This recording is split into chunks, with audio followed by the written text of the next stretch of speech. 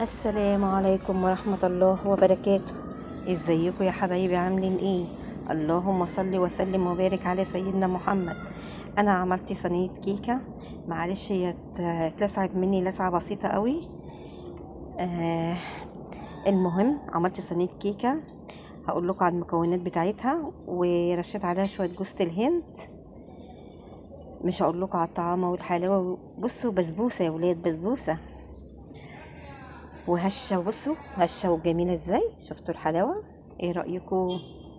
يلا يا حبايبي، اللي ما اشتركش في القناه يشترك في القناه، واللي ما عملش لايك يعمل لايك، علشان انا بصوا بسعد بيكم بلايكاتكم الجميله اللي زيكم. بصوا الحلو بيعمل الحلو. بصوا يا حبايبي، هنا بقى ايه، نزلت بكوبايتين ونص دقيق. اللهم صل وسلم وبارك على سيدنا محمد. اهو نزلنا بكوبايتين ونص دقيق، هنزل عليهم بمحسن كيك، بيكنج باودر، يعني ايه الموجود. معلش انا صباعي وانا بخرط بقطع الجزر بعد عنكم كده، راحت نازله السكينه عليه قطعتهولي، فتلاقيني يعني ايه ربطاه. كل ما احط بتاع التعوير دوت ابص الاقيها سقطت، رحت ماسكاه بحته خلقه كده ورحت عاملاه. ونزلت بقى، كنت جايبه كوبايه زبادي وورقتين فانيليا وثلاث بيضات. هجيب بقى الخلاط بتاعي واركب الشفشق واكسر بقى الثلاث بيضات. يا حبايبي بص، اللي عنده خل يبقى يحط معلقه خل، انا ما كانش عندي خل، حبه خل صغيرين كده، يعني الخل بيخليها تنفش اكتر وحلو وبيضيع زفر البيض.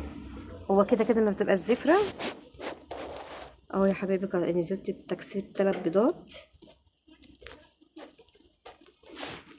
وهنزل بقى بالفانيليا بتاعتي على البيض، وهشغل الخلاط، هضربهم بقى كويس كده بتاع دقيقتين ولا حاجه، وما يكملش كمان 6 دقيقتين. وبعدين بقى ايه، هنزل بايه، بالزبادي بتاعي.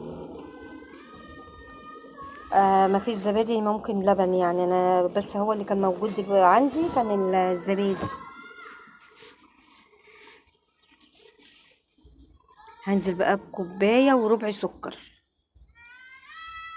كوبايه وربع سكر، ضربتهم كويس جدا لحد ما دوبت الخليط بتاعي.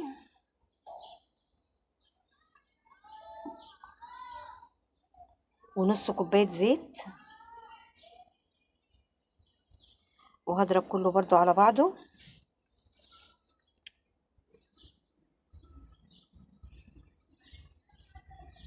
هنا بقى ايه، هنزل نص كوبايه ميه،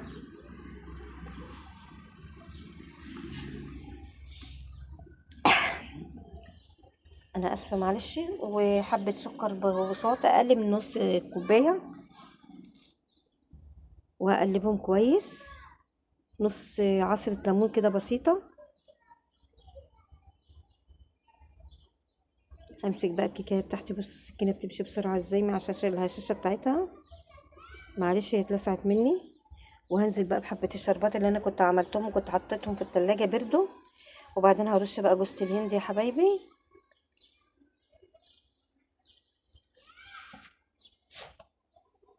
ايه رايكم؟ ايه رايكم يا حبايبي؟ يلا بقى، انا عايزه اللايكات النهارده تبقى كتير كتير كتير كتير كتير. بصوا هايشه وجميله، ومش هقول لكم على الطعامه والحلاوه. ما تنسوش تجربوها وتبعتوا تقولوا لي في الكومنتات بتاعتكم. يلا واشتركوا في القناه. اقول لكم مع الف سلامه وفي حفظ الله.